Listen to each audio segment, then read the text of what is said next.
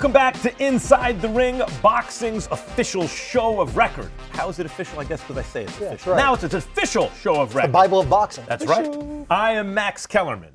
That is Mike Coppinger. That is Shady McCoy. And that, as you know, is Chris Arreola. And guys, let's get right into it. It's time for the lead hook. We have Vergil Ortiz coming up a little bit later in the show as he gets ready for his fight this Saturday against Erickson Lubin. This is obviously an important fight for Ortiz, with Boots Ennis entering the division with a spectacular win.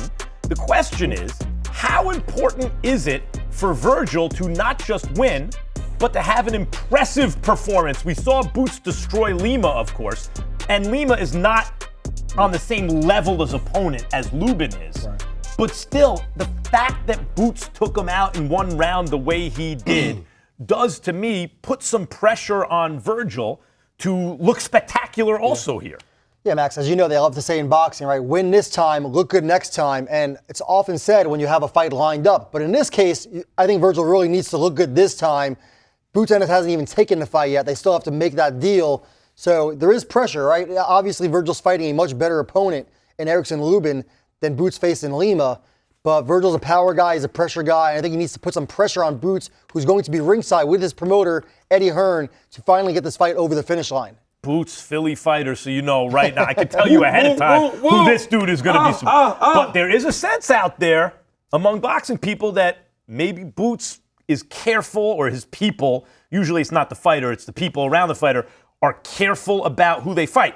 On the one hand, I said Vergil has to look impressive. Right. On the other hand, if you want that fight, maybe not too impressive. What do you think about that, Shady? Nah, I don't believe that. I heard what Boots said at the end of the fight. He said, listen, this is who I want. I want Ortiz, and he's going to get it.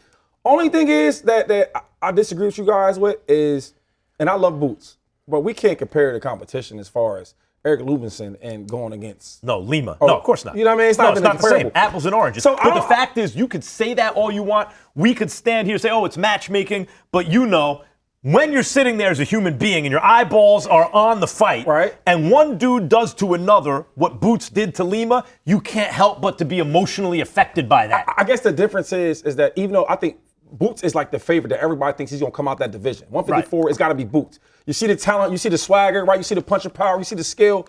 But then you say, well, who's really the guy? And the guy is, I feel like Ortiz. Ortiz, it is. I feel Vergil like Ortiz proved he's the guy in the division, right? He is the guy, definitely the guy. He has proven in every fight that he has what it takes to put fear on people. Yeah. Especially Lubin. Lubin is in trouble because he has something to prove. He has something to prove. He wants that fight with Ennis, so he's going to bring that fight to Lubin this Yeah, but week. the thing about Lubin, it gets me, you see it in all sports, by the way. You might see like a really high draft pick in the NFL or NBA, and he doesn't work out exactly, so the image of him kind of changes. But then there's talent in there that got him to that draft position, right, and then in the right situation, he can blossom, right? But in boxing, what that means is a guy like Lubin's perceived a certain way. But how is Lubin perceived as an amateur, Mike? Yeah, I mean, Lubin was an incredible amateur. He was the top amateur in the United States. He was such a big deal as an amateur, Max, that when he decided to go pro instead of going to the Olympics, there was a whole fight which was Mike Tyson's promotional company at the time, and USA Boxing. And they were like, hey, this is our guy. We need to win a gold, our first gold for the men since 2004. Oh, you mean before you even get to the promotions, you're saying the amateur boxing, U.S. amateur boxing is like, hey, don't turn pro. We need this guy. It was a whole thing. Right. So my point is, the guy has, as an amateur coming into the pros, was a blue chipper. He had pedigree, for real. A guy like that, just because our perception of him changes over time, because maybe he rushed into the Charlo fight and he got taken out early, but if it's in there somewhere, that guy can be very dangerous in a fight like this, Chris, because how does Vergil get up for him the way he'd get up for a fighter who has a pristine record? You know? Because Vergil has that amateur career just like Lubin does. Vergil understands that Lubin's still a dangerous fighter. He knows that. Another thing is that Lubin is a natural 54-pounder. He's been in this division for a longer time than Ortiz has. Right, came up. So he knows his weight. He knows his body. So it should be a fun fight. It's going to be a fun fight. And they always say, worry about the damage, the wounded dog. And, You know, Lubin is a wounded man that, you know. Might be looking at this as this is my last shot. Yeah, nobody's giving him a Yep. shot. And that dude, you know, he knows he has a lot of skills in him. And that's the scariest thing is because, like, Lubin's he's a really good fighter. I think to the box world, they're like, oh, well, he lost some fights. He got knocked out. And he Fedor, this and that. But when you know boxing, like, this ain't no cupcake walk. That's why Vergil, I love him a lot because he ain't taking no cupcake fights. So if it don't look impressive, right, to win, long as you win that fight, because that's not an easy fight. Tough win against Ramos, who Lubin can fight. Everyone knows he can fight. But the more I think about it as we're talking about it, maybe this works out, short of losing, this works out well for Vergil because I do think there's a sense, I don't think it's founded on nothing, that Boots' people are careful with the way they navigate his career. Yep. And that if Vergil looks, if he looks the way he did against Mean Machine or even in the second half of that Madrimov fight, maybe that's not as good for making the fight against Boots as if he looks the way he did against Boachuk. That's a great point. Right, so maybe we not only get a great fight here, but provided Vergil wins a great fight, maybe that also speeds up the process of landing a Boots fight. Maybe. Maybe. And I was thinking about it before, right? Because you're asking about, recency bias and all that. You've seen it, Chris, as a top fighter. And when you're boxing only 2 or 3 times a year, Boots has this big win. You're like, oh, Boots is going to beat Vergil. Well, guess what? If Vergil wins and blows out Lubin, people are going to be trying to tilt towards Ortiz. We see with the pound for pound list, when Inoue fights or Usyk fights or Crawford fights, they're the number one guy, right? Now, I don't know when the last time you've been back to Philadelphia. Yeah. Do you remember the last time you've been back to Philadelphia? I mean, I used to be in and out of Philly all the time, but truth be told, I probably haven't been there in a couple of years now. All right, so one thing you do know, we ain't doing no backtracking, right? They might have been careful how they did Boots. Now that he's at this point and he said what he said, I don't care what Eddie Hearns is talking about, because he's not from this side of the water. Boots ain't going by no cupcakes. If it's not going to be Vergil, it's going to be somebody in the 154 that's really, really good. He ain't doing no backtracking. Meantime, Ring Magazine #1, and I'm gonna go back to that point right now. Ring Magazine #1 ranked middleweight Janibek Alimkhanuly will be taking on Erislandy Lara on December 6th. It's a unification fight, so 3 of the different sanctioning body belts that don't mean much to me will be unified here. But it's a giant step closer to crowning a Ring Magazine champion at 160 pounds at middleweight. Because Ring Magazine, the reason it's a valuable championship, the only one I've recognized for now almost 25 years, I don't mention the sanctioning bodies by name, is because you can't kind of cherry pick and manufacture yourself as a champion. The only way to get it is by proving that you are the man in the division, by beating the man who beat the man, or by putting all the belts together, or by fighting the kind of objectively ranked, top 2 or 3 guys in the division and beating them all. And this might be for the Ring Magazine Championship, except that Lara is no longer ranked where he used to be because of inactivity, but he still has a belt. But it's a giant step forward to Janibek should he win, establishing himself as the actual middleweight champion of the world, the Ring Magazine champion. And a few days ago, here's the difference with Terence Bud Crawford. A few days ago, Terence Bud Crawford, who just beat Canelo Alvarez, who is 38 years old, that Terence Bud Crawford, who's now on top of the boxing world, who has no reason to take a maximum risk, not as big reward type fight at this stage in his career. A few days ago, Terence Bud Crawford said this on social media. Hey Johnny, we're here next, looking for you, looking for December 6th, how you gonna do it? I got my eyes on you, Janibek. Good luck. I mean, this is what I'm talking about with Crawford. That's a straight gangster. This is the right difference. I keep saying it. Floyd Mayweather, much deeper resume than Terence Crawford. You can say what you want about Boots. No, he's from Philly. He's going to do this and that. Terence Crawford, I want everyone to understand how rare this is in the history of boxing. A 38-year-old champion who, by the way, is fighting so many divisions above his natural weight class, who finally got to the mountaintop where he's the money man now, is using his shine to up easily the most dangerous fight out there for him, 168 pounds or below, to target the one guy, the boogeyman. Remember when we did that boogeyman segment? We could have said Janibek is the boogeyman. to target the boogeyman, to make that a bigger deal. And the reason, guys, that I thought that Janibek was a fight if he cleans up at middleweight for Crawford is because there has never been a 5-division champion in the history of boxing. I don't mean he had the WB this or the IB that.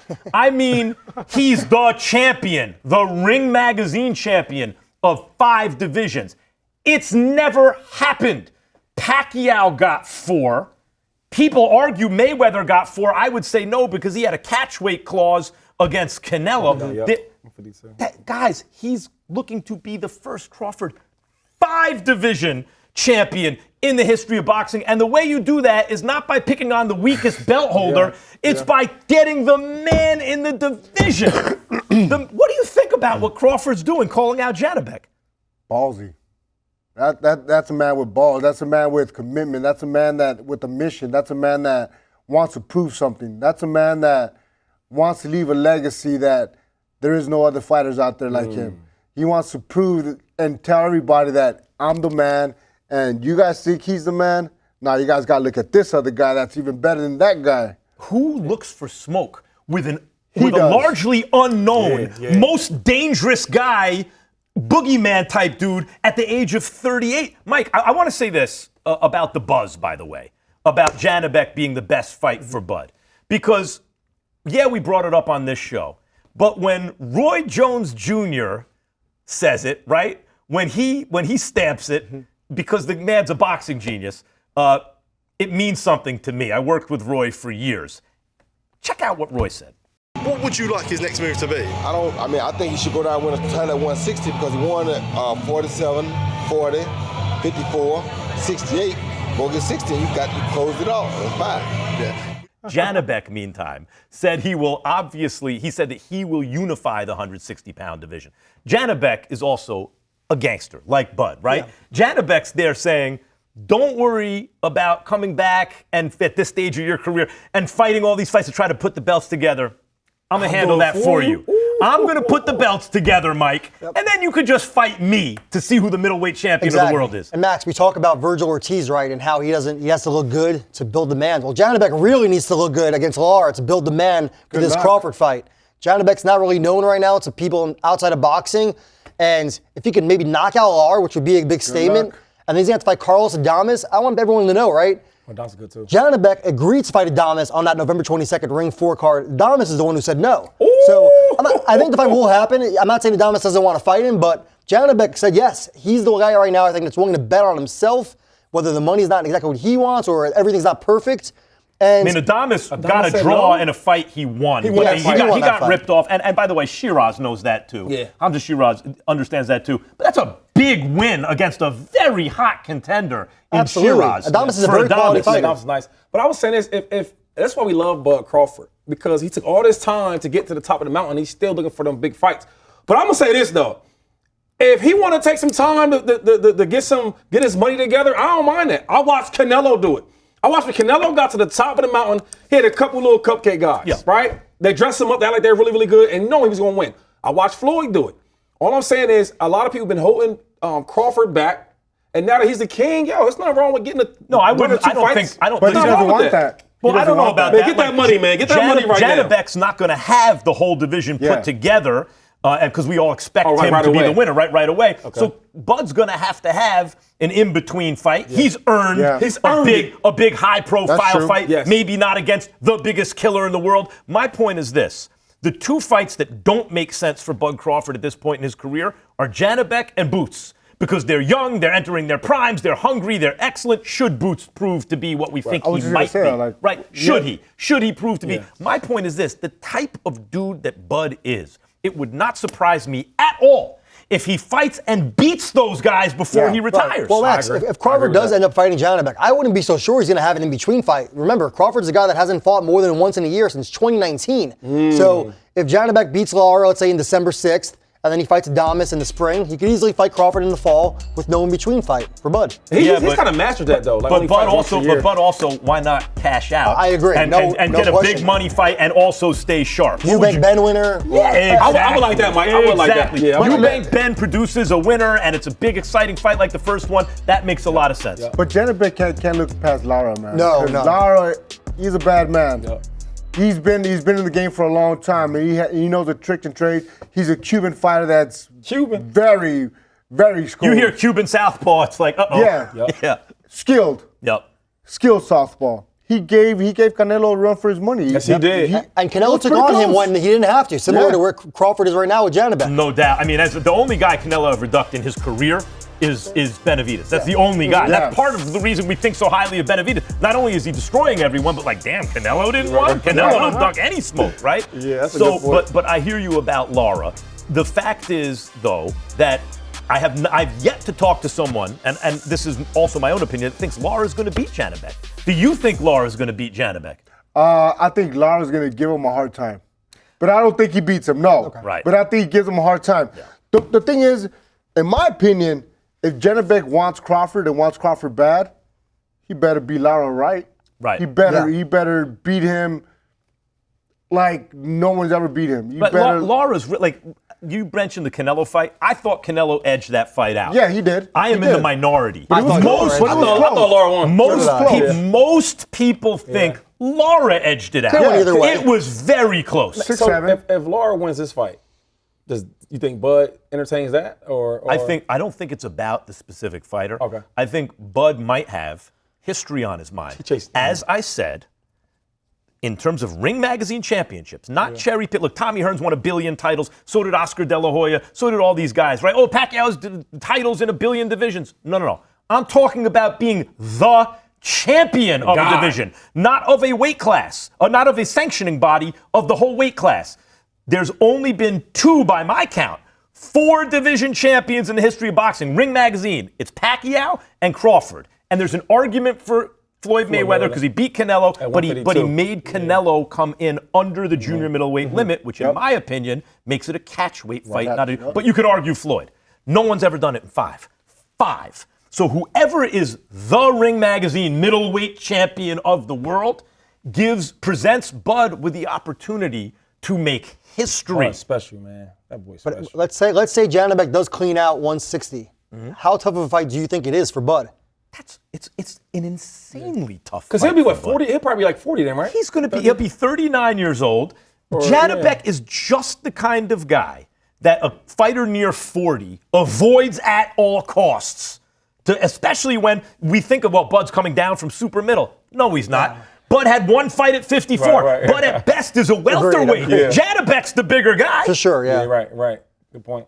But that's part of Bud's legend, is that he doesn't, he goes toward the smoke. So you know what's actually similar to, and I'm not going to say that Janibek's that good yet, but when Canelo fought Bivol, right? Everyone was like, oh, Canelo's going to fight Bivol and go on to the, and then Bivol, of course, I thought he routed him. It was 7-5 on the cards. Dude, Bivol, if I was trying to get Canelo beaten, anyone 175 or below, I'd have picked Bivol. I would have picked him before Benavidez or better be it. I'd say Bivol is the last guy that you want Canelo to fight. But Canelo never really ducked. Catch the rest of this fine program, including interviews with the aforementioned Vergil Ortiz Jr.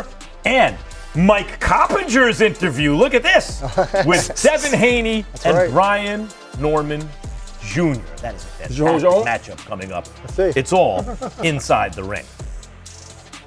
Live only on DAZN, November 15th. Eubank Jr. versus Ben II. Their first clash was a modern classic, a fight of the year contender that gripped the world. And now it's the rematch. Chris Eubank Jr. looks to close the case once and for all. Conor Benn comes for revenge. The greatest families in boxing go to war once more. Eubank Jr. versus Ben II, November 15th. Watch only on DAZN. Welcome back to Inside the Ring. I am your host, Max Kellerman. That is Shady McCoy. Oh, he's the football guy. Dude's a boxing dude for real. That is Chris Arreola. His resume speaks for itself as a heavyweight contender in a great heavyweight era. And that is our snitch. our insider. Informant. There you go. Informant. Mike Coppinger. And he was the first to break the news, by the way, that as he often is about news, that Manny Pacquiao and Floyd Mayweather were in serious discussions for a rematch, which would take place on Netflix. But there's been some developments since then. Pacquiao has said his camp is currently in talks with Mayweather, but also with Vasily Lomachenko. However, there's a difference here. If Manny were to have a rematch with Floyd, that would actually be an officially sanctioned boxing match. Some people wondering, is that an exhibition or is that a professional fight? It would be a professional prize fight, meaning win, lose, or draw. It would go on their boxing record. That's some of the intrigue, right? Hey, Floyd retired undefeated. Lots of guys have retired undefeated. There have been a bunch of fighters who've been way past 50-0, but then they eventually lose, right? So that's not what we're, if Floyd keeps fighting, then that 50-0 goes away, potentially, if he loses. Yeah.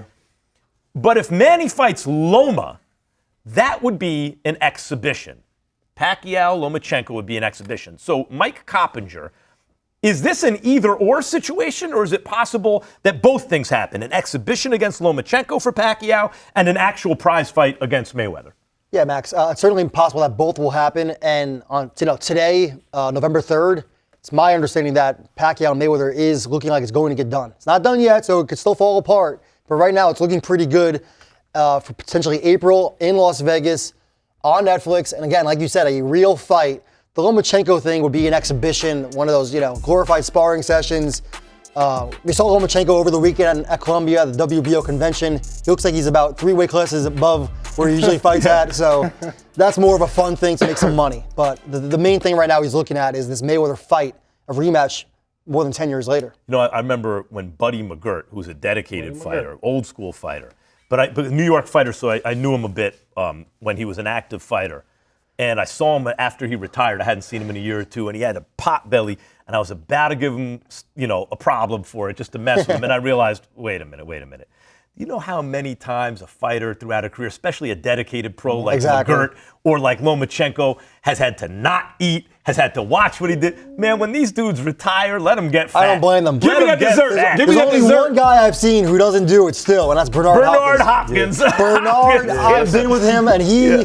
I've never seen him eat. Spartan. Yeah, it's crazy. Yeah, he's soda, impressive. Dessert, nothing. Extra steak. What do you think about Pacquiao exhibition against Lomachenko, fight against Mayweather? It'll be fun. I think it's a fun exhibition, Pacquiao and Lomachenko, because they're both skillful fighters, and they'll be just bouncing all over the place, left to right. It'll be a fun fight to watch that. But as far as a Mayweather-Pacquiao, man, it's a little overdue.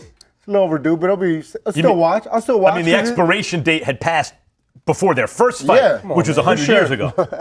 I still watch, though. Yeah, that's the point. Of course. That's why it's going to be on Netflix if it happens. Because of the names, though. But my thing is, when we watched Pacquiao and Floyd fight 10 years ago, nobody was really impressed, right? So you going to watch that? A rematch? And they older now? Man, we watch Tyson fight Jake Paul. But those are names. Yeah. And I don't want to hate on that because Pacquiao's one of my favorite fighters, and I love Floyd. But I would like to see Pacquiao versus Lomachenko. Just in an exhibition? I'd rather see that. Let me ask you something. Because we already seen the Floyd. Before we get to the Floyd thing, let's say Pacquiao and Mayweather rematch is going to be on Netflix that night. Okay, all right. Are you making plans or are you watching the fight? Come on. Don't lie to me. Don't even pause. I'm gonna tell you. Sitting there I'm not making plans to watch the fight. Oh yes, you are. But but if it's on, I'm gonna watch it. That's why his name is Shady. Because that's a real answer. For example, when Floyd, this Saturday night.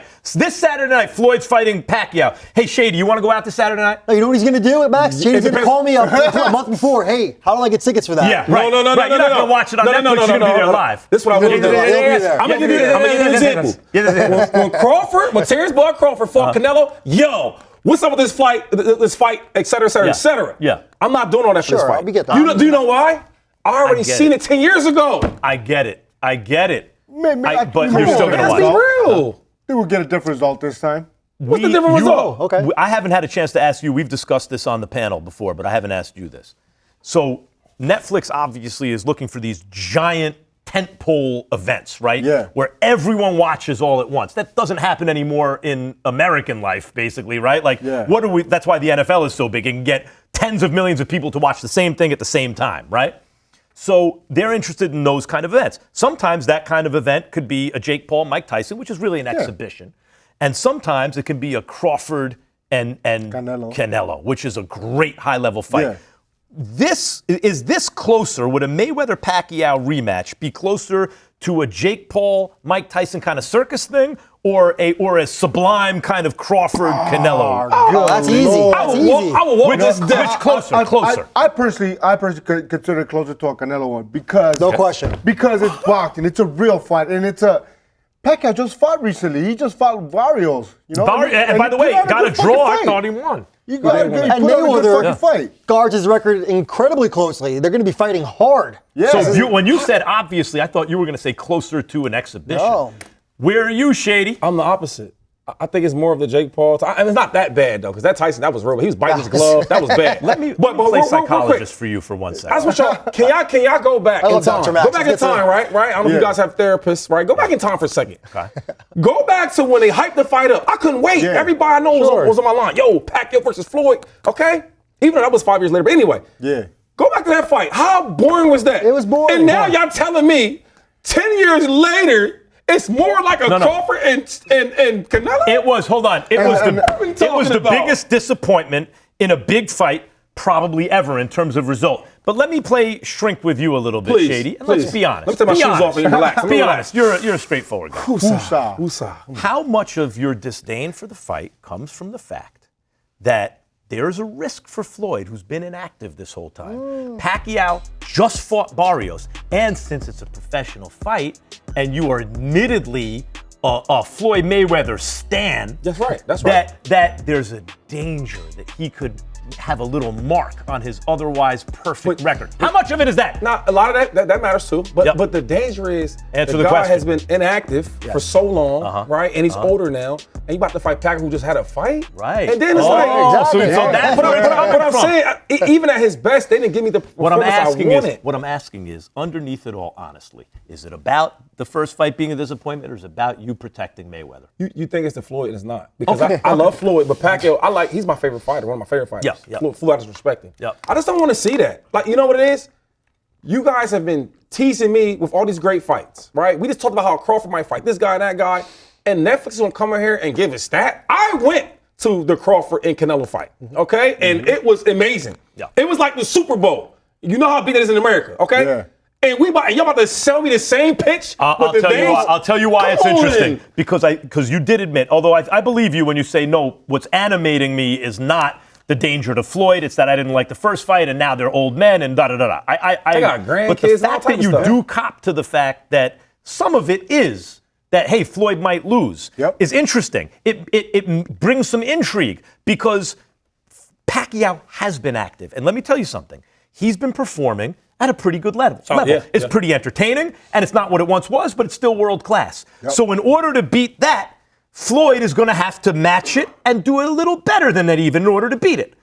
Which means that we're going to get, whether we like to say it or not, a world-class level fight. And the question you had was... World-class level fight? Well, if Pacquiao is even with Barrios... If Pacquiao's even with Barrios, for Floyd to beat him, he's got to rise above it. He didn't say elite level. So there's that, and then there's the worry among Floyd fans, maybe Floyd can't be there anymore. That brings intrigue. Are you guys serious? Right. And the question Max asked was, you said, is it closer to Jake Paul and Mike Tyson or Canelo and Crawford? You didn't say is it close to Canelo and Crawford, because it's not. It's worlds away. Coming up, Vergil Ortiz Jr. joins us right here on Inside the Ring.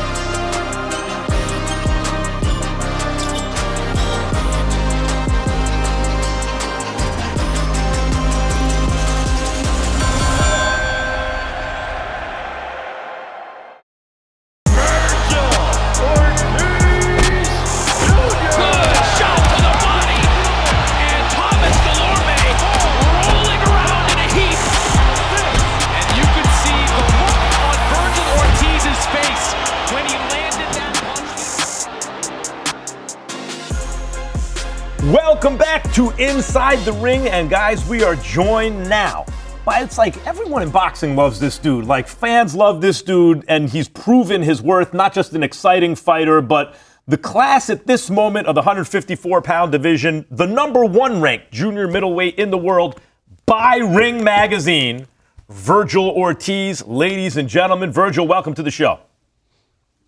Thanks for having me. It's been a minute since you and I spoke. Probably the last time was on Max on Boxing back in the ESPN days.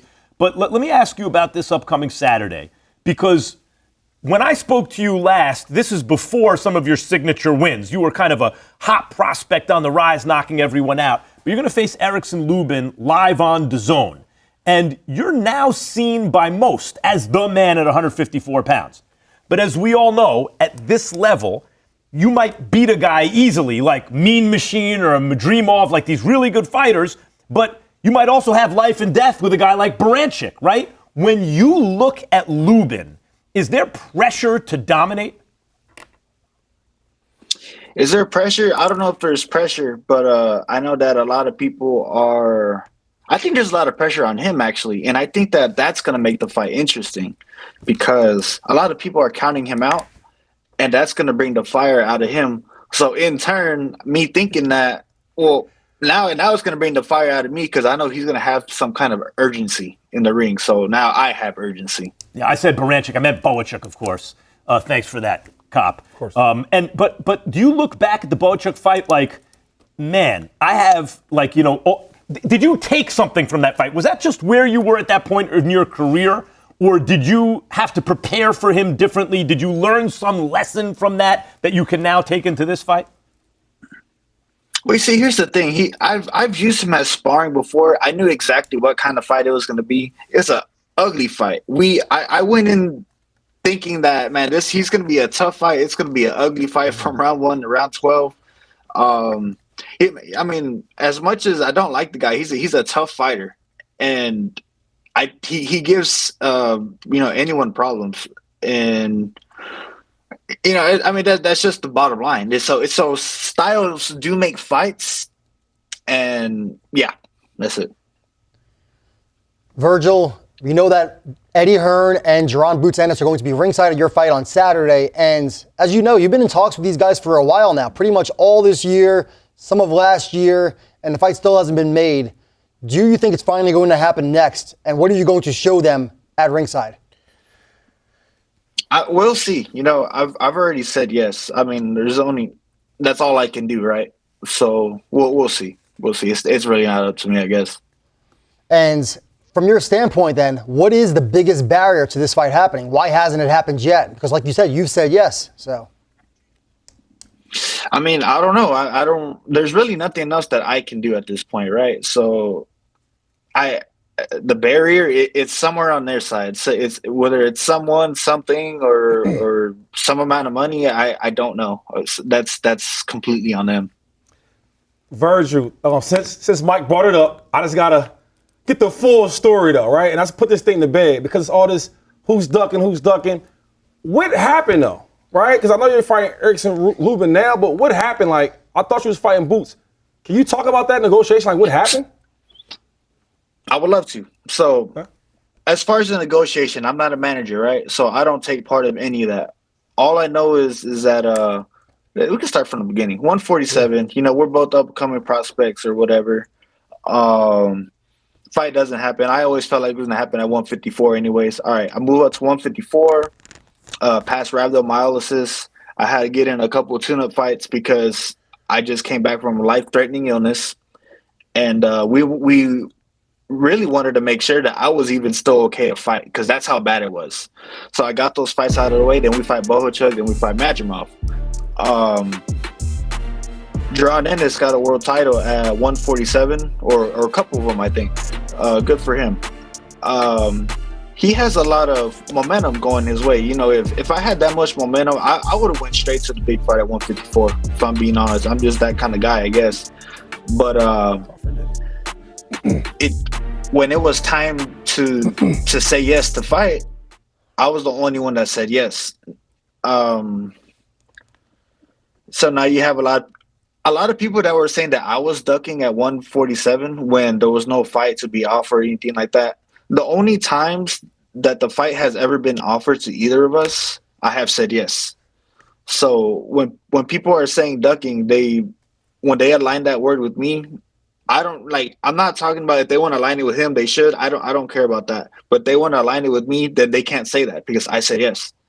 So if there's any other questions, bro, I'll happily answer them. Yeah, and Vergil, you just mentioned that Jaron Ennis, right? You said, well, he has a couple of titles, whatever. And I like hearing that. I know Max does. We don't care about the titles on this show. And I give you a lot of credit. We've heard people try to discredit you by saying that you've never been a champion.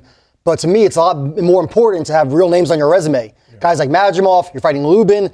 Tell me why it's more important to you to fight quality opposition than to grab these paper titles. Look, at the end of the day, people are going to watch the fights, right? People are watching the fights. You can put a title on. They could have put a title on that last fight that Jaron had against that. I'm not sure. I don't want to disrespect him. I don't know his name, but they could have did that and said he was a champion. You know, They also did that with Zayas. Lima, yeah. So it's just like there's no credibility behind those fights. I would rather have. You know what? I'll give you an example. In the 2013 Junior Olympics, I know I'm going way back, but that small medal that I got from the National Junior Olympics is my favorite thing that I ever got in my whole amateur career because I fought 3 sharks back to back to back. It means more to me than the ringside 30-pound belt that I could barely carry at the age of 10. It means more than all the other national championships that I got, all those belts. It means more to me than the most outstanding boxer award that I got in my last nationals. That small medal because I knew what I had to deal with before the camp, during the camp, and actually in the fight. Because that was a hard tournament for me, and I got it done. And Chris, this is why real fighters like the Ring Magazine Championship. This is not because we're on the Ring Show. I've been saying this for 25 years or something like that now. Because in order to get that belt, you have to prove that you're the man. Mm-hmm. You take away all the politics and everything. You just have to beat everybody, and then you get that belt. Yeah. Exactly. No, for sure. So knowing that you're a fun fighter, man, and everyone loves watching you fight, what are you doing to prepare different for this fight? Are you still going to be the same, bring the fight to the fighter, or what are you going to do different in this fight? I'm more of a, as bad as it sounds, I'm more of a play it by, just play by the motions, go with the motions. But in terms of still trying to dominate, I'm going to fight I'm going to respond. I'm also going to dictate, but I also like to respond. I'm kind of an improviser in a way when I fight. That's just how I like to do it. I think Chris and Vergil, when I see a guy like Lubin, a guy who's a top amateur and maybe got rushed into his first, or maybe he rushed into his first shot at the big time, that set back his career a little bit. Those guys can be really dangerous, because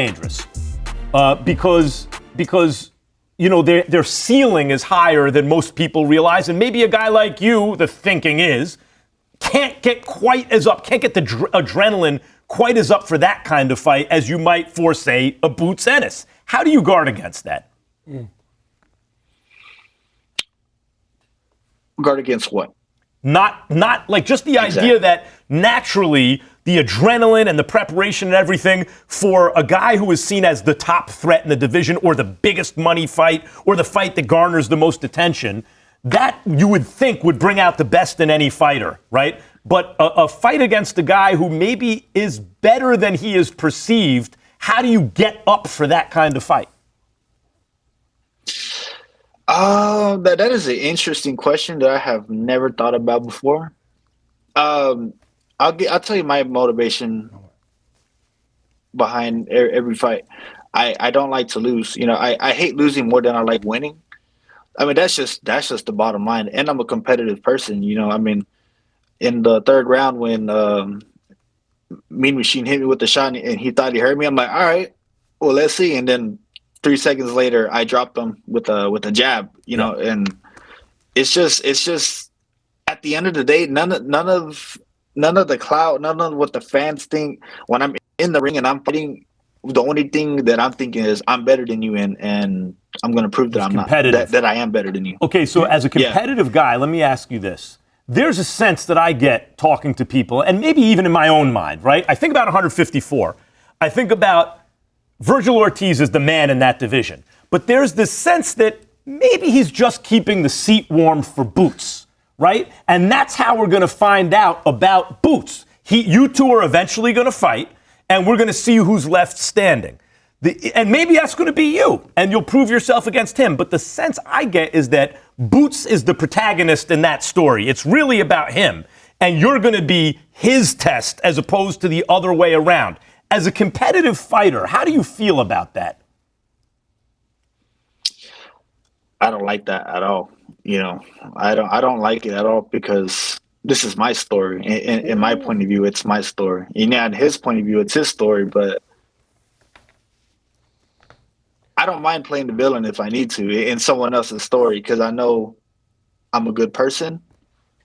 I don't care about that. But I do understand what you're saying, that makes a lot of sense when you put it that way. I haven't thought about it like that before, but yeah, I didn't like that. Right. Hey, Vergil, I want to ask you a different question, though. There's so much talk about De La Hoya, right? You got Ryan Garcia, they have their own thing going on, and then you got Canelo. He said a lot of things about Oscar and not the right, or I guess, positive manner. What's your take on Oscar De La Hoya, though? And how is it your promoter? I mean, Oscar is probably one of the most successful promoters in the history of the sport. And he has always been done right by me. I have nothing bad to say about him. I mean, he's gone out of his way. He texts me all the time. He's called me, FaceTime me on Christmas. He does his job. I mean, everything that he's done, I think that he's done with good intentions with me. And I can't say anything bad about the guy. But does it ever? He's a really good guy.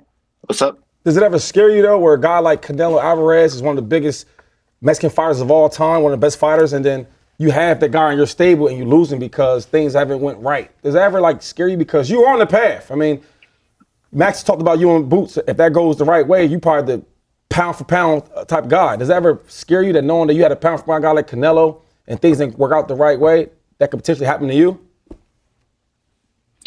I think that nobody truly knows the whole story, what's going on. So, it's kind of like a court case. You kind of have to get all the evidence. You got to get both sides of the story. There's there's three sides, his side, their side, and the truth. Okay. I can't really, I don't know. It's a hard thing to speak on, I don't know anything about that. All I know is that, is it a business? That's true. And you have to take care of yourself when it comes to business-like matters and stuff like that. But everything's good on this side, and I have no complaints. Yeah, and Vergil, you mentioned earlier in the show that you were dealing with that serious disorder, and I know a lot of people didn't realize how much it affected you, but you missed out on a couple of fights, you had some layoffs, and it seems from the outside that now it's been kind of in check now that you moved up to 154. Is it behind you, or is it something you're always going to have to kind of keep an eye on? It's behind me. I mean, as far as, obviously we don't want it to happen again, so we learn from our mistakes. So those lessons will stay with me always, but it's not necessarily something that we have to worry about. All right, Vergil, thank you for your time, man. You are, as always, as I've seen in every interview, and when I've interviewed, when I've seen you, you come across as very honest, and I think that's one of the reasons you have an honest fighting style, too, that you're among everyone's favorite fighters. Thanks for joining us today. Best of luck against Erickson Lubin in what I anticipate is a tough fight. Thanks for having me. All right, guys. Copp's Corner is coming up next. There is more inside the ring, much more inside the ring after this break. Snitch.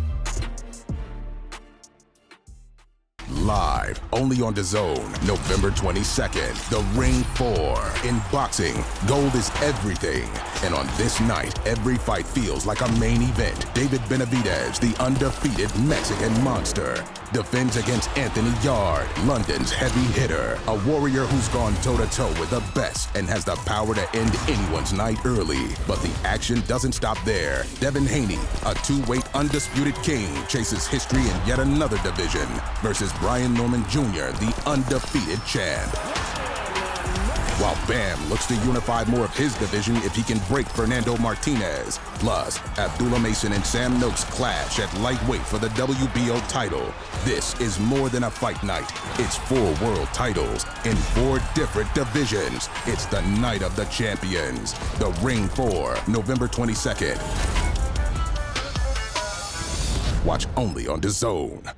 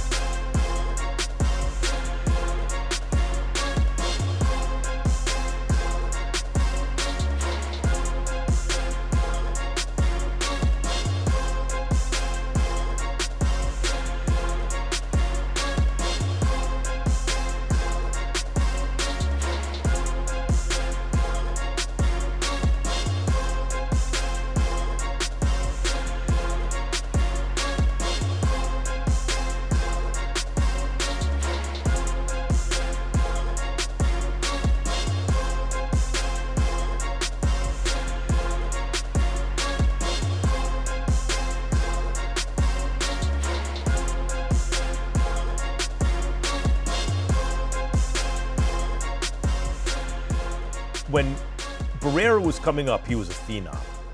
And then he loses to Junior Jones in a fight he's supposed to win. And Junior Jones had already been a belt holder, and he was a really good fighter. And after that Junior Jones fight, it was like the thought was Barrera is as good as he's ever going to get. And, you know, he's a really good fighter, maybe not as good as we thought he was going to be. And then he had the best part of his career after that. Guy was an all-time great fighter. Even I know this movie about Naseem Hamed's coming out. Yes, it is. Barrera ended Naseem Hamed's career. Hamed was in his prime. Schooled him, yeah. And one of the things about Barrera is he beat him so bad that Hamed really obviously never got over it. Hamed should have had a great career after that fight. And I think another big part of Barrera's career and his legacy is that Manny Pacquiao really announced his arrival when he just tore through him like a buzzsaw. 100%. The fight that there are some fights where you're watching the guy and you're like, you get chills, like I'm watching something different. And it was the way Pacquiao beat Barrera, who, by the way, also had a 3-fight series with Eric Morales. Yes, he did. That is as good as any in boxing That's legendary history. for sure. Yeah. I mean, like, Barrera was, when I think of the greatest Mexican fighters ever, Julio Cesar Chavez, right? What might have been with Salvador Sanchez. Now Canelo's come around. Ruben Olivares was considered maybe the best pound-for-pound fighter. Eric Morales? But I'm saying those are the guys that Morales and Barrera are in that category. And Marquez, of course. Of course, yeah. But by the way, when Bam did to Estrada what he did, it reminded me of Pacquiao doing that to Barrera. Anyway, this is Inside the Ring. I am Max Kellerman. That's Mike Coppinger. That's Shady McCoy. And that is Chris Arreola. And Mike Coppinger here does a segment that we like to call Copp's Corner because of the alliteration, obviously, right? There's no other reason to call it Copp's Corner. He is our snitch, our insider, our informant, and breaks a lot of news on this show. So what do you got for us? Max, we have a lot today. First off, Ryan Garcia, our good friend who's on the show often as a contributor, I am told that he is closing in on a deal to face Mario Barrios for a title early next year. Ryan, of course, coming off of that upset loss to Rolly Romero in May in Times Square. And then Barrios, as we mentioned earlier in the show, had the draw with Manny Pacquiao in July. That deal is going to get done, and Ryan Garcia will be going for his first world title. Not championship, but title. Yeah, his first sanctioning body bout. Here's the thing about Ryan. You know why I think he's going to be real motivated to win this fight? Could you imagine him coming into this studio after losing to Barrios? Because I'm going to ask Ryan, let me tell you something right now. You will never hear the end of it. Ever. Ever. From me. From right. Yeah, you got to get that belt. Come on, man. You gotta be. Belt. And then the fact that Pacquiao, we just saw. Okay, he got a draw. A lot of people like me. I thought he won. And yeah, maybe I'm saying thanks for the memories. Here's the decision to Pac. It was a close fight, but yeah, I thought he won. Right? Like you're gonna lose. Like Ryan, you can't lose to a dude who just lost to a 46-year-old brother. I'll be asking Ryan questions in between questions. You might ask a question. Ryan, so what happened, man? You just yeah. It's a risky fight in a way for Ryan. Not because Barrios should beat him. He shouldn't. But, Raleigh shouldn't have beaten him either. No one was picking Raleigh to beat Ryan. I think it's an exciting fight. It'll be a good action fight, no question, I think. I think Ryan beats him, though.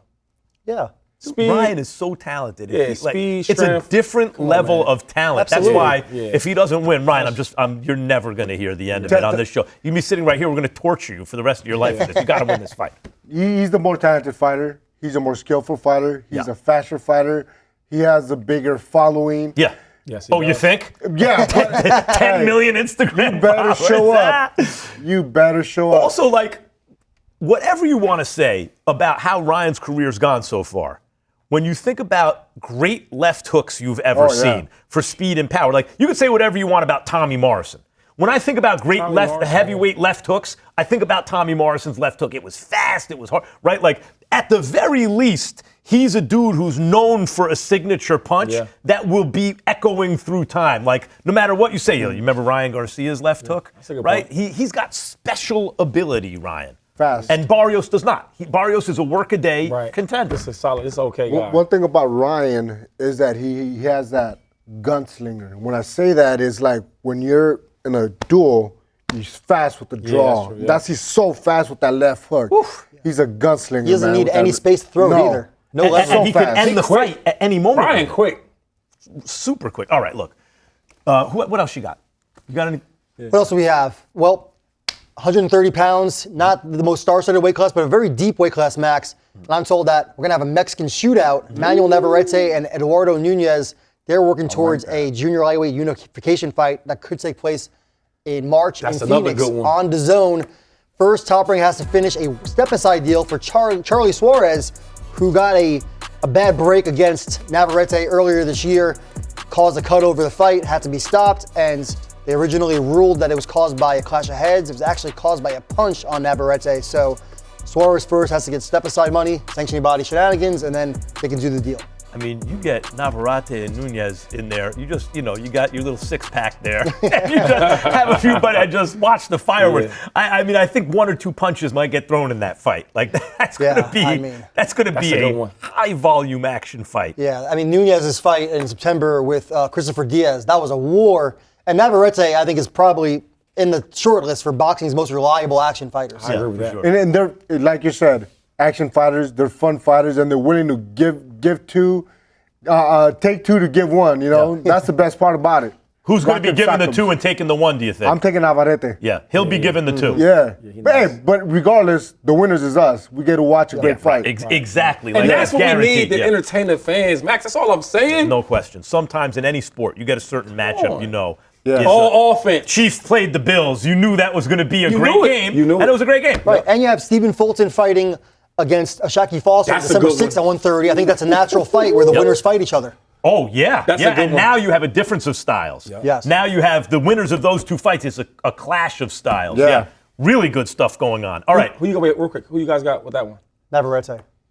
No, with the Fulton and I like Fulton. Foster. You like Fulton? I like Fulton. Philly. Philly? I was making sure.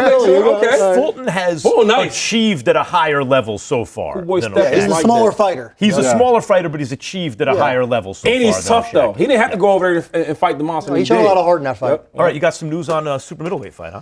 Yep, and Edgar Berlanga, coming off of that knockout loss against Hamza Shiraz, I'm told is working toward a deal to fight Jose Armando Resendiz. Resendiz, of course, is coming off of a big upset win over Caleb Plant in May.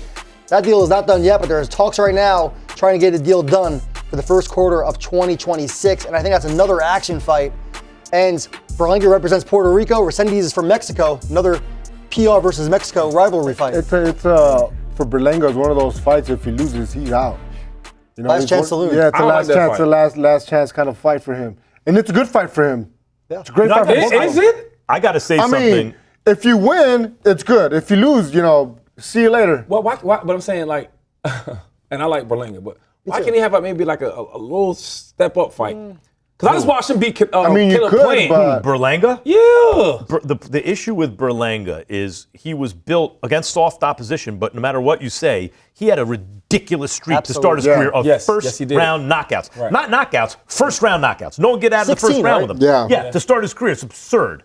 when the competition ticked up, obviously, the knockouts stopped. Yeah. And then the winning stopped, right? That happens with a lot of fighters, even great fighters, even great knockout fighters.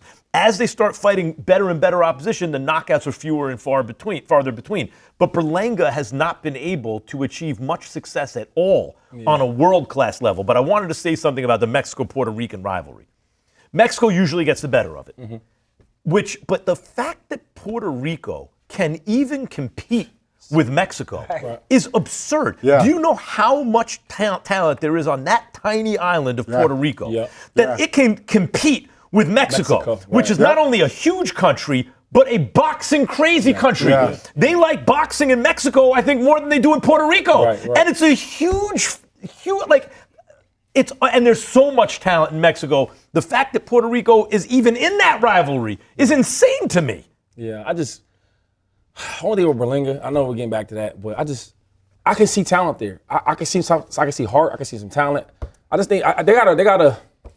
I don't know what it is. It's like a problem you can't solve. Because you see the talent, you see the heart, right? Usually you see the at power. that level, what is it, Shady? Think about any sport. Man. What is it at a certain level? You need requisite speed. Even if you're not a fast fighter, in any sport, if you are not fast enough, you're not going to play in the NBA. I don't care how good your timing is. You're not going to play in the NFL. And at a world-class level in boxing, even if you're not known as a fast fighter, you got to be fast enough. What about the training? You think maybe get a different trainer? It's something there because he has talent. He's talented. He can punch. I think once you think that you're too good for your own good, you don't train as hard as you should sometimes. Was there ever a fight you had where you thought that and there was a wake-up call? All the time. Every time, man. I'm going to be honest. When I was training for the Klitschko fight, man, I had 5 weeks. And every day those 5 weeks, I'm going to beat this mother effer. I'm going to beat this mother effer. Because I believed in myself. At the time, I was undefeated. That's one thing you can't count out on a fighter is not wanting to lose that O. That's right. And I believed in myself too much. Yeah. Until I got into that ring. He beat the O out of you. He beat the O out of me. You know what I mean? Yeah. Literally. Yeah. So, yeah, once you think you're too much and you don't train as hard as you think you should, that's when, you start falling and you start losing fights. All right, coming up, guys, we look back at a legendary night in British boxing. And we do it with an eye toward the next legendary night in British boxing. We'll explain more when we come back after this break inside the ring.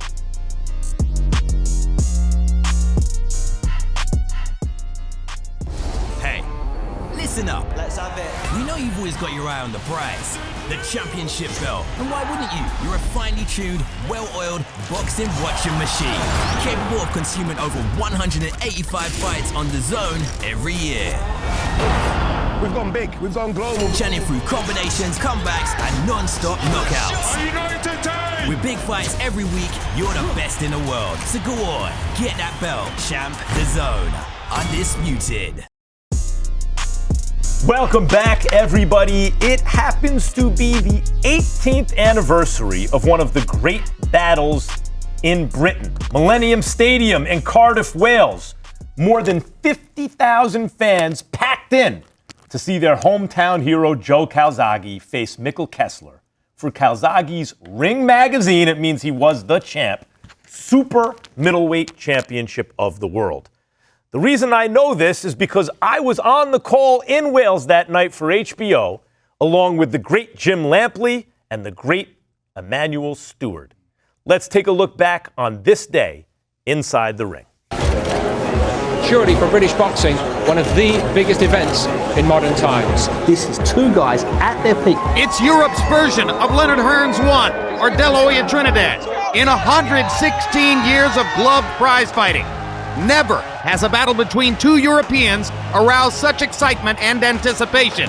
This is the first super middleweight super fight in the history of boxing. We're going to have over 50,000 people here, an amazing atmosphere and an amazing fight. It's going to be about 1,000 Danish people coming over, using all their savings, and I think that's great. This is the biggest fight in boxing now. This is what it's all about. This is it. This is as big as it gets. Joe Calzaghe had made his bones fighting in the UK, where he was a good draw, defending an alphabet belt for 10 years that he first won in 1997 against Chris Eubank Jr. Super middleweight champion of the world. Yeah, that's it. It's three good scores by the English judges there.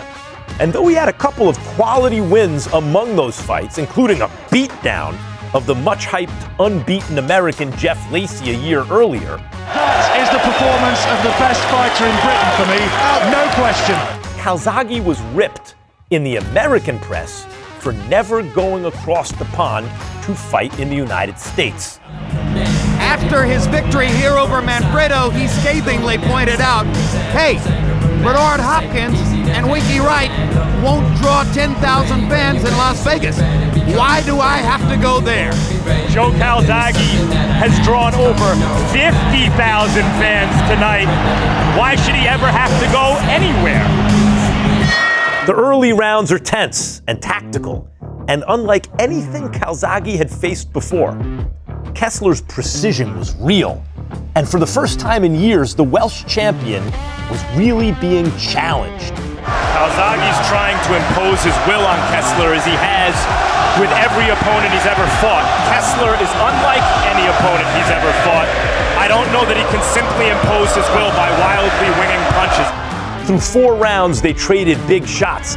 Calzaghe's rhythm and relentlessness against Kessler's sharp counters, neither man backed down. By the 5th round, Calzaghe began to solve the puzzle, his volume and tempo rising, and the fight began to tilt. Kessler's trainer, Rickard Olsen, saying, you're behind, something has to happen. As the fight entered its second half, Calzaghe's pace became increasingly relentless. The tempo, the angles, the sheer volume of punches, and Kessler struggled to match it. Both guys are throwing bombs, and they're both good punchers. Once again, it's a fight, not a boxing match. What a fight. Emanuel Stewart is standing up, just like everyone in the crowd. It's 4 titles. You want them? 4 titles. It's 4 titles. Even as Calzaghe pulled away, Kessler refused to fold. He kept firing, kept fighting, as the stadium hung on every punch. But faced with his greatest challenge yet, Calzaghe just kept raising his level until Kessler finally could no longer match it. What a trade! What a war they've got in round 10 now. It looks to me that Calzaghe may have broken Kessler in the second half of that round.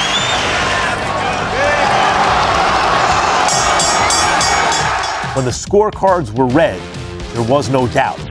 Joe Calzaghe was the undisputed super middleweight champion of the world, unbeaten, and now beyond question. This was his masterpiece. This was the night he cemented his place among the greatest British fighters who ever lived. And the crowd knows what they've seen. What makes that fight a classic, really an all-time fight, you know, I said it's the first, on the call you could hear me say, this is the first super middleweight super fight in history. And someone might think, well, hold on, what about Roy Jones, James Toney? Because that's a higher level than this. Those guys are, you know, Roy Jones at his best. But there's something about guys who can connect with the crowd and generate an audience that adds, it's always been that way in boxing. The commercial component of boxing is part of the story. And Jones and Roy Jones, best super middleweight I've ever seen. I don't think it's close. And his fight with James Toney is an incredible performance. Those are all-time greats. But they did not generate the kind of excitement in this country about that fight that Calzaghe and Kessler generated there. And that added to the atmosphere. That was a super fight. Yeah, no question, Max. I mean, they call it the boxing business for a reason, right? It's a huge part of the sport, like you said. And Calzaghe is one of the biggest stars in British history. Kessler was big in Denmark, too. I mean, you're talking about a guy that was selling out arenas in Copenhagen. And this was seen as like a coin flip fight going in. I remember where I was in college in George Mason watching this fight. And Kessler really gave it a good go. It was a great action fight, but Calzaghe was special. And this was really the precursor to Calzaghe's great run in the U.S. 2-fight run, but beats Bernard Hopkins in a very close fight. And then he beat a shot Roy Jones. This is like in certain ways my boxing son. Do you understand? He grew up watching me on TV. That's right. Watching. I basically raised him on TV. Yeah. Oh, that's why he hugged you so much when we come into the. It makes sense. I want to ask you this though: why do you think it is like on across the water over there they do so well? Like we just looked at Eubanks and Ben. Like they always do well.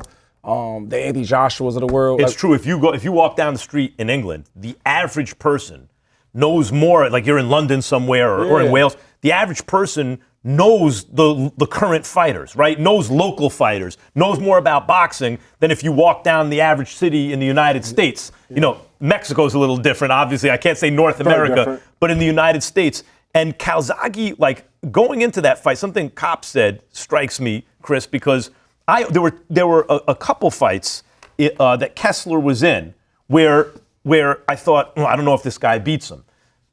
I thought Kessler was going to beat Calzaghe going in. I didn't think Andre Ward was going to beat Kessler when he fought him originally, right? But that says something about Kessler's quality, that Calzaghe's legend and Andre Ward's legend were both enhanced. There was a certain kind of moment where their legends kind of exploded, and both times it was against Mikkel Kessler. Do you remember watching this fight? Do I?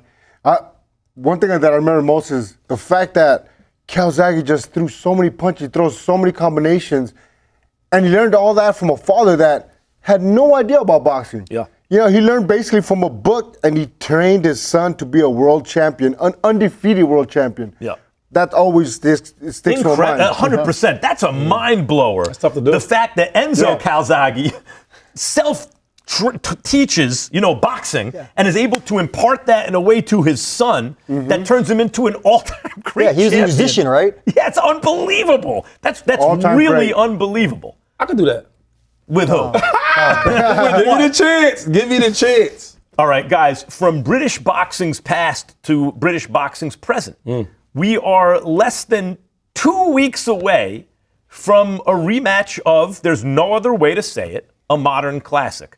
I know going in, Eubank and Ben, it's really, they're juniors in the sense that their fathers were either great or near great fighters who had, lived through a classic era in that weight neighborhood in England, decades ago. But their sons, maybe they're living off the name a little bit. I don't know what, Eubank's a lot bigger than Ben. What kind of fight is this going to be? Larry Merchant said this about Ali and Frazier. And I think it applied, you could see it, because when Layla Ali fought Jackie Frazier, who wasn't even a fighter, that was a great fight. It's like the Hatfields and the McCoys. Larry Merchant said about Ali and Frazier, they were fighting for the heavyweight championship of each other, right?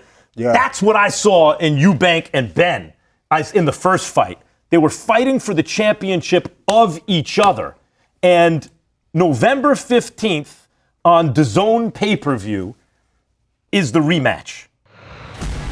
I'm uncensored, I'm unfiltered. If I see something and I don't like it or I don't agree with it, I point it out. I personally think you're a bit of a I don't really like you. This guy's a drug cheat, so... I know you want to come with all them smart fancy words. You know me, every time I jump in there, and I smell pain. I don't have to march to the beat of these people. I'm not going to shout and scream and throw my toys out of the pram like you and Eddie do. My hurting is punching you in the face. That's my hurting, putting you in hospital. I'm not fighting you for no belts. But I'm not fighting you for no belts. I'm fighting you. You guys were... I thought I was going to have you face down on the canvas. I'm going to systematically beat you. I am not going to stop until I am pulled off of this guy. I want to ask for a handshake. So happy. I can't wait to share a room with you again, mate. I try to punch the living life out of you. I try to be, kid.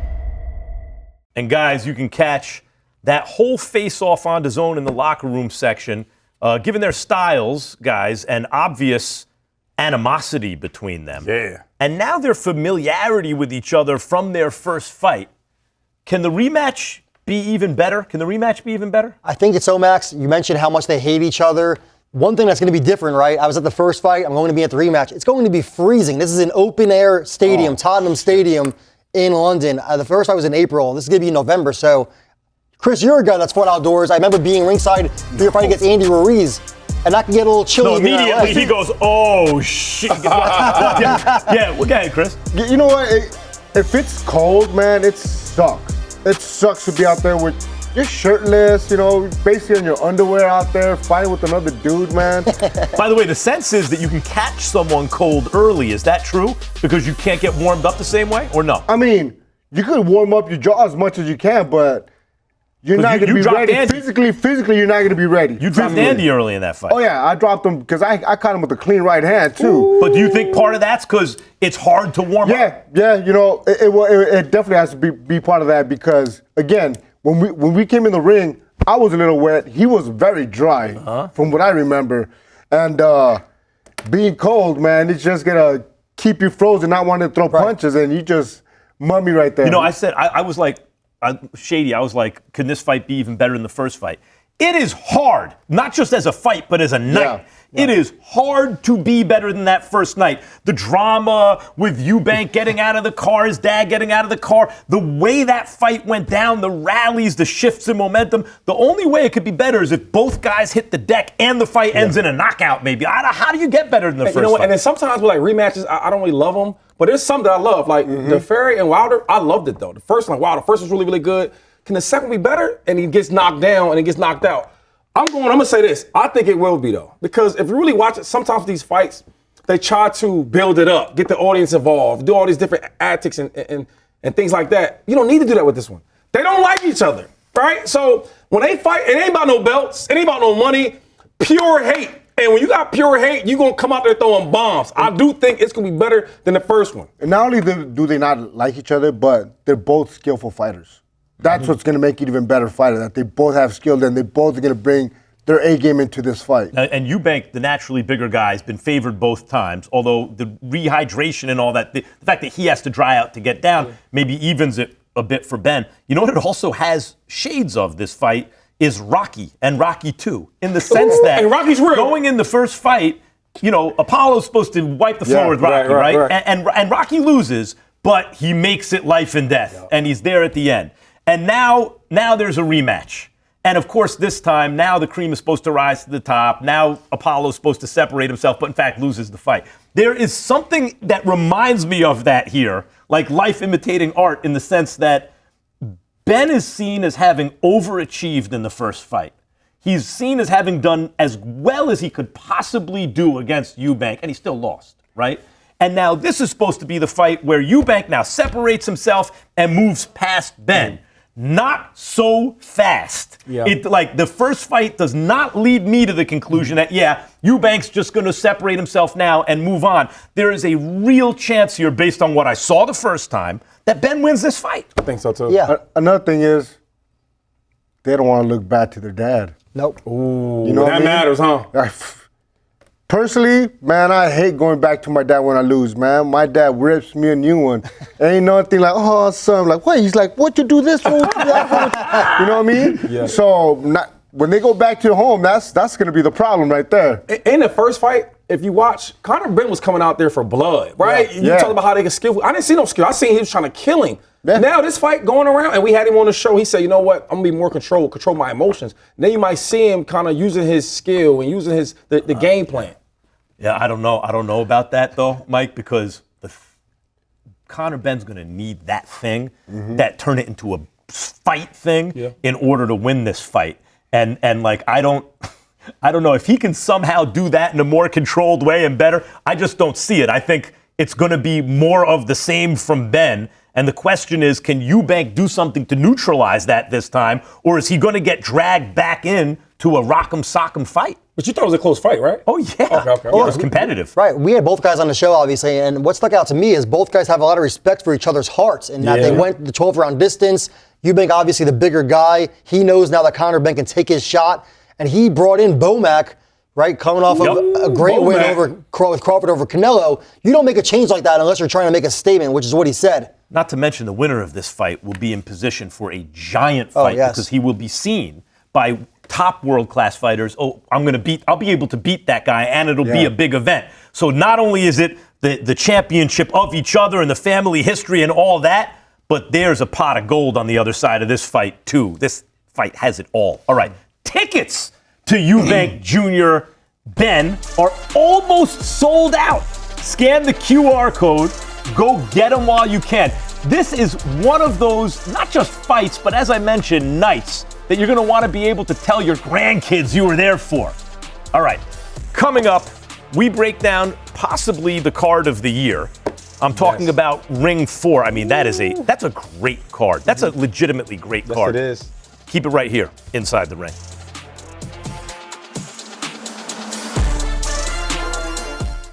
Anthony R, he fears no man. He wants David Benavidez, and there's not a lot of fighters in the world that do. Body shot from Yard. Shot to the head. Down he goes. Solid shot. Right hand. Anthony Yard. And one of the biggest punchers in boxing. Whoa. But back comes Ortiz. And that left hook might have Boajukic trouble. And another one. Vergil Ortiz Jr. The future has arrived.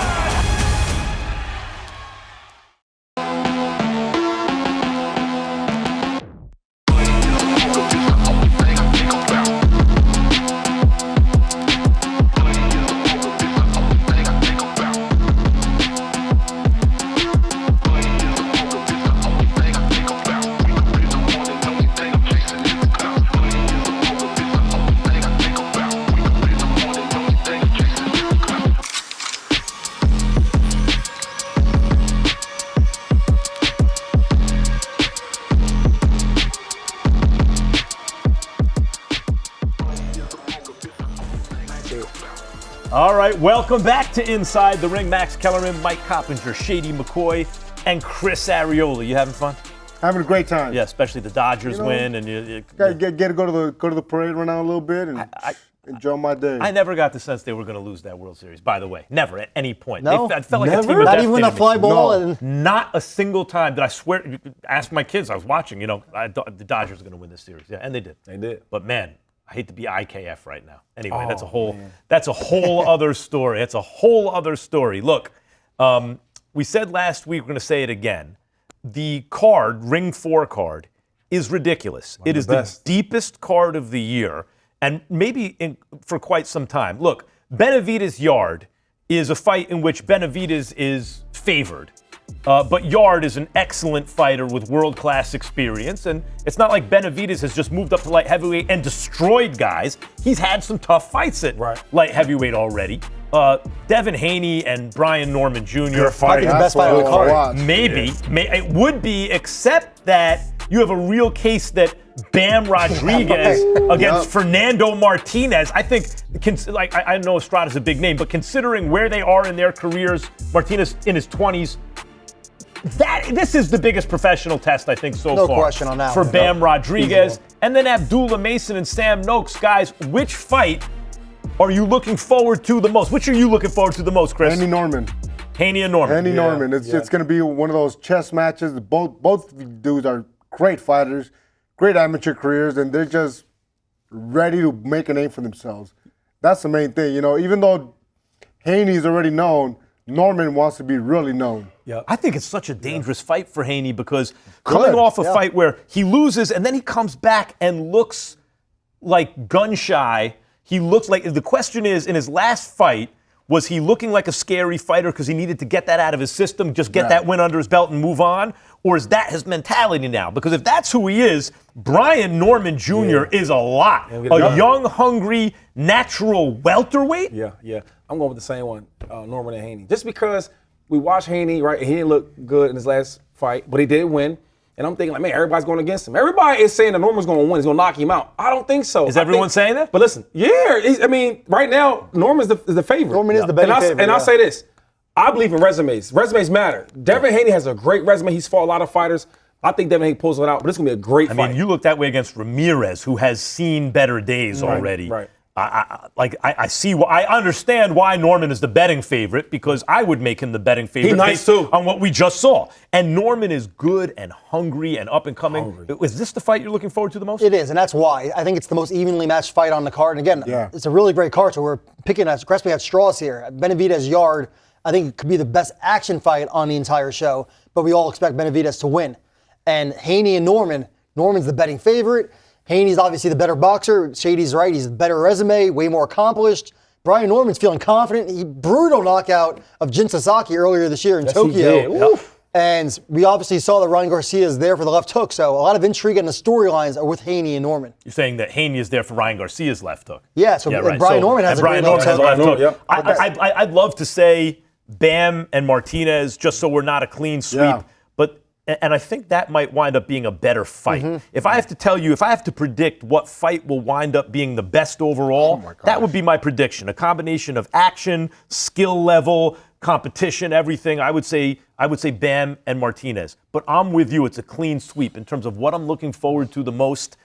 It gives us the most answers. It has the most impact on the landscape of the division. It's Haney and Norman. And let's never forget, right? We reported earlier on the show that Ryan Garcia is going to be fighting Mario Barrios next year. Yeah. If Ryan Garcia wins and then Devin Haney wins, you're talking about a welterweight title unification rematch, and it's one of the biggest fight. in boxing. You need both these guys to look good to get that rematch really going. And all right. Norman looks good, too. He looks good right now. Yeah, I know. He looks good right now. I take my hat off to Haney for taking the fight, to tell you the truth. All right. Our very own Mike Coppinger actually interviewed Devin Haney. No way, you did it and by Brian yourself? Norman Jr. all by himself. The training wheels are off. Let's watch.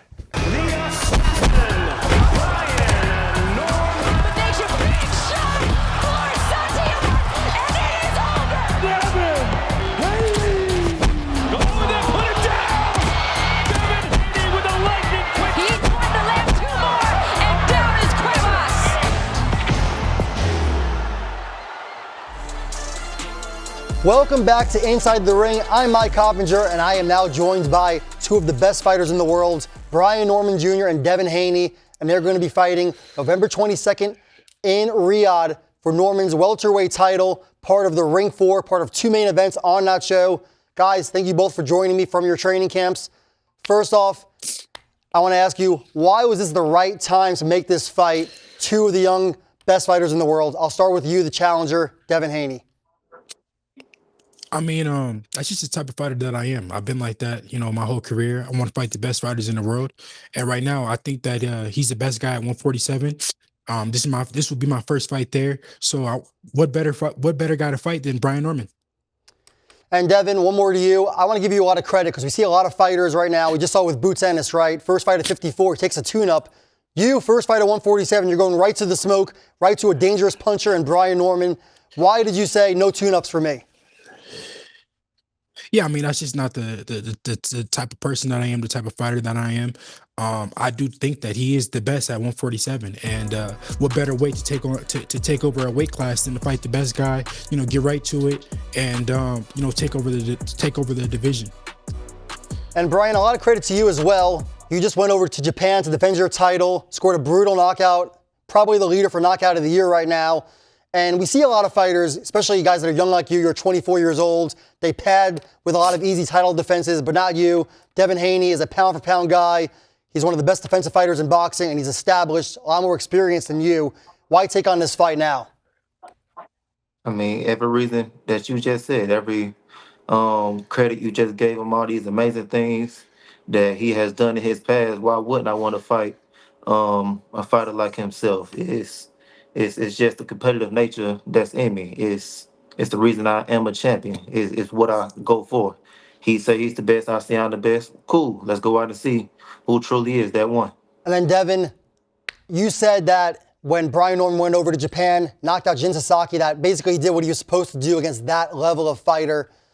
But he did go overseas. Do you give him credit for the way he did it and the fashion, that spectacular knockout? No, I mean, of course, yeah. I think that it's not easy to knock out somebody in that fashion. I don't care, what level you're on. So I do give him credit for that. But it's different. It's a whole different level that I'm on, and I think a lot of the guys at the top, would have, maybe not have done it the same exact way, but would have ran over, the guys that he's fought as well. So he's done what he has been supposed to do against that level of opposition. So tell us, and tell Brian, he's right here. Do you think that Brian's chewing off more than he can handle right now at 24 years old, fighting a Devin Haney that's gone to Australia and beat George Kambosos twice and beat Vasily Lomachenko? Is this too much too soon? Yeah, I mean, of course. I think that like I said, I'm levels above him. I think that he's a good fighter. He's done what he's supposed to do against those guys. Top Rank has done a great job of matching him against the right guys. But now he's fighting a real fighter. A guy who's been at the top for a long time. And I will show him that I'm just levels above him. And Brian, do you think Devin Haney is sleeping on you at all? I would say I don't really care about the betting odds or anything like that. And regardless, he's sleeping on me. I'm pretty sure he's not going out like that. Pretty sure he was raised better than that. But I'm pretty sure he know what he in for as well. I'm pretty sure he's trying to do everything possible, but no matter what, it's not enough. Yeah, look, fans are really excited for this fight, and we know why. Brian, you're a big puncher, you're explosive. Devin, you're a great defensive fighter, great jab. It's a great style clash, and both of you guys are really hungry. And the stakes are high. We saw you guys get into it at the hotel in New York City back in July. Is there some bad blood now, or is this just competitive spirits getting the best of you guys? He's gonna do whatever he's gonna do regardless. You know, no matter what happened in New York or whatever's gonna happen in Riyadh. Come fight night, he gonna come with his game plan. Whatever he's been working on in the gym, he gonna apply it, and I'm gonna do the same thing. So it doesn't matter. Devin, we know you're a betting man. Are you surprised that you're the underdog, and do you see it as disrespect? It is what it is. You know, if they sleeping on me, it is what it is. I'm gonna go in there, like I said, I'm gonna do whatever I'm supposed to do to win, and that's what I will do. You know, it is what it is. So tell the viewers, are you laying a big bet on yourself? I think that's illegal. Ain't that illegal or something? I don't think it is, but. Ryan Garcia did it versus you. I gotta check it out. I don't think that's illegal. I don't know. Yeah, Brian, speaking of that Ryan Garcia fight, you know, obviously it ended up being a no contest. Ryan Garcia did miss weight. He was caught with a banned substance in his system, but there were 3 knockdowns in the fight, and there's still footage. Do you take anything from that fight? Of course, I take things from that fight, but also every other fight. Also, I'm not gonna judge a man off one night of performance. He may have learned something from that also. So no matter what, I'm training for the best Devin Haney possible. I'm training for the best that he can bring. So of course I'm watching that fight, but also I'm not Ryan Garcia. I don't necessarily fight like Ryan Garcia. So at the same time, I'm not really tripping on that fight. Devin, you have a big experience edge when you talk about these quality of opponents. Do you think that's going to show on fight night? Yeah, for sure. I think that come fight night, he will be very surprised. But I think Brian Norman is a stand-up guy. I think he'll give me my just due once I'm victorious, and that's all I'll be looking for. All right, Brian, what's your response to that? I mean, I won't have to because I'm pretty sure that my hand will be raised by the end of that night. But I'm going to say the same for him. I feel like he'll be a respectful young gentleman. Okay. And give him my just due. A lot of respect here. Where does the respect stem from? First to you, Devin. Nah, I mean, you know, I'm not going to say it's respect. Like I said, I'm preparing for the best Brian Norman, and we'll see on November 22nd who's the better man, which will be me, but we'll see. Yeah, and Brian, you have actually been very complimentary of Devin. You said he has a lot of heart, he has a lot of dog in him. What do you like about Devin Haney's game? I'm going to say I respect every man that steps into the ring. To be a champion, to begin with, it takes a whole lot of discipline and courage just to say, I'm going to be the best. You feel me? So the fact that he did that, why wouldn't I respect the man that's crazy just like me? So I respect him to the max, just simply for stepping to the ring, but also for being crazy enough to say, I'm going to be a champion. And also, I'm just a little bit crazier than each and every last fighter out here. So that's the advantage I got over any and everybody. Yeah, and look, Devin, you're active on Twitter. You see all the trolls, right? You're one of the biggest stars, and people like to joke about your power and all this. But I thought you showed improved power at 140. Now you're going up to 147. And we saw Terence Crawford gain way more power when he moved up to 47. Are you going to be stronger and more powerful at this weight? Yeah, I don't even think so. I know so. You know, I'm much stronger in, you know, training, sparring. I think my punch resistance will be much better at 147. I think that's just naturally just how it is. I was cutting down, you know, killing myself to make 140, 135. So I think I'll be at 147 for a while, and I think this will be my best weight class. Brian, who do you think is going to be the bigger man on fight night? Obviously, you've been at 147 your whole career pretty much, and you're a big, strong puncher. That's what folks get it twisted. I'm not that big, man. I just got bricks for hands. That's literally it. I'm not the biggest guy out here. I'm not even trying to advocate for being the biggest guy out here. I just put people out. That's it. But regarding the bigger man, I really don't think that matter necessarily speaking. I feel like once two fighters make weight or whatever, that's all that matters. I don't care how big you get after that. You still touch that scale at the right weight. Now, your rehydration process and all that, it still matters. So to me, it don't really matter about who bigger or smaller. I think he's been cutting down to 147 for a while. He came out of the amateurs.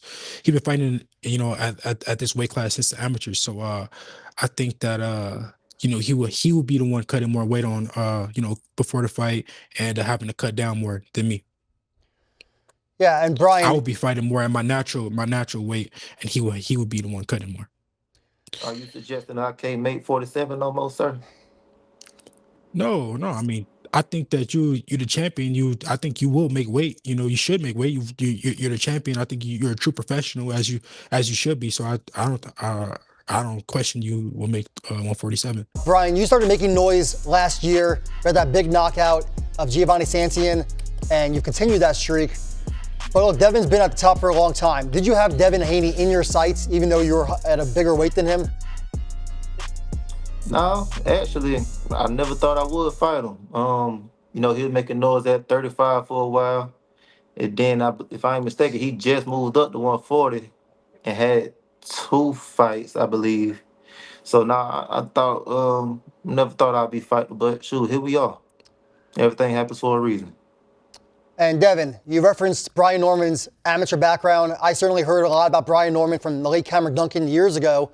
He was a really top amateur. Have you been following his career at all?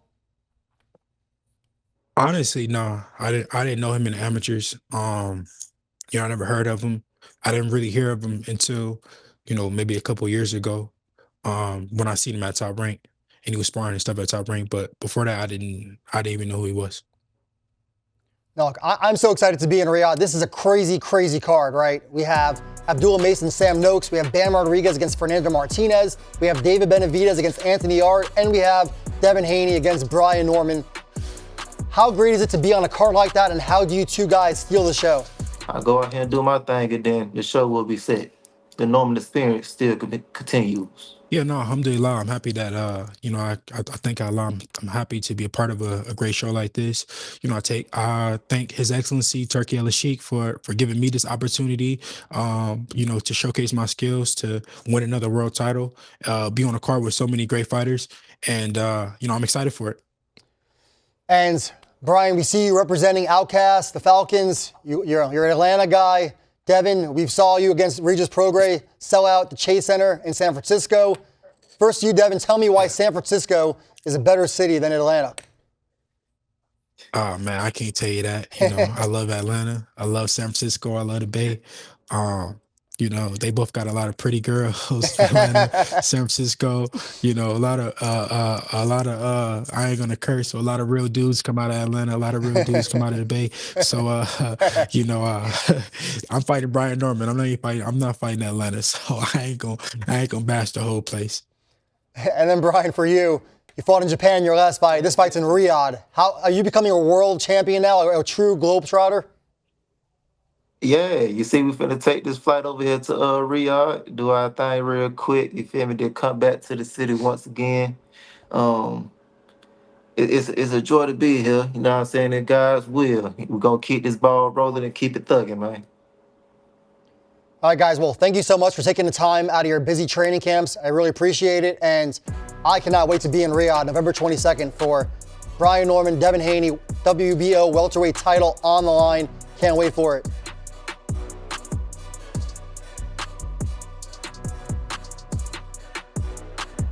All right, good job there, Mike. Look at that. Yeah, you try to get him to talk about Atlanta, that's right? And Devin took the high road. You try to get him to take the low road. Try next. On a serious note, guys, Victor Conti, I know you knew Victor pretty well, who was scandalized. He'd scandalized himself with his involvement, like the mastermind of Balco, which was a big scandal in baseball, the PED era. He was the kind of villain in the middle of it. He passed away at the age of 75. He'd been dealing with pancreatic cancer. And he did a lot to kind of refurbish his image in boxing, I think, through his involvement and support of VADA, drug testing, which really, until VADA came along, USADA was considered the kind of standard, and they never seemed to catch anyone. And Victor Conti, who had real knowledge of how the cheats get away with it, brought that to VADA, and they caught everyone, it seemed, right? And I thought he did a lot to kind of refurbish the way his image and the way people think about him through his involvement in boxing, Mike. Yeah, and he worked with a lot of top fighters in their training camps with his science. He's a genius, one of the smartest guys I've ever met in my entire life. Worked with Devin Haney, Terence Crawford, even for this Canelo fight. Caleb Plant, Andre Ward, and Victor was a good guy and showed me a lot of time and care when I was first starting out in boxing journalism. So we'll never forget that, and rest in peace, Victor. Yeah, he is a controversial figure. People have a lot of strong feelings about him. A lot good, a lot bad. But I will say that on the day that we're reporting on his passing, he did a lot of good things in boxing toward the end of his life, and that is a fact. We'll be right back. It's Inside the Ring.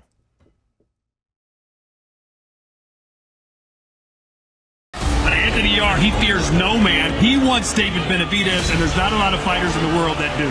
Body shot from Yarr. Shot to the head, down he goes. Solid shot, right hand. Anthony Yarr. Bad blood, genuine hatred. Chris or Conor. This fight living up to all the hype. Chris Eubank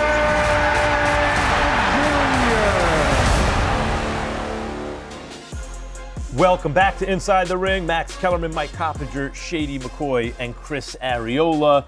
Guys, let's get into the final round. Vergil Ortiz versus Erickson Lubin. That's this Saturday. Predictions for the fight, Shady. I'm going Lubin. Lubin in the upset. Yeah, I like Lubin. I think he's a hell of a fighter. He's fought a lot of good competition, and he's super skilled. Mm-hmm. And I think that Vergil thinks it's a good fight, right? Yep. We talk about all the stuff with Boots, but this is a great fight. What do you think, Mike? I have a lot of respect for Erickson Lubin. He's a very tough fighter, game, battle-tested. Vergil Ortiz is one of the best fighters in boxing, and it's his time right now, and I'm picking Vergil Ortiz by a late stoppage in a firefight.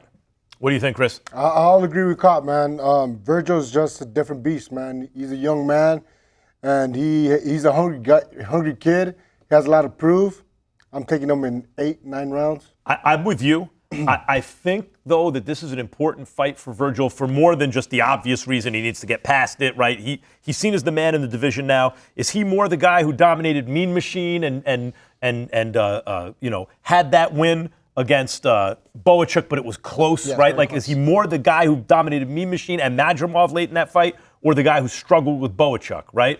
He needs a win, preferably a dominant one, maybe one that ends before the final bell, to, I think, firmly establish himself as the man at 154. That does it. Max Kellerman, Chris Arreola, Mike Coppinger, and Shady. Was that quicker? I'm getting quicker every show.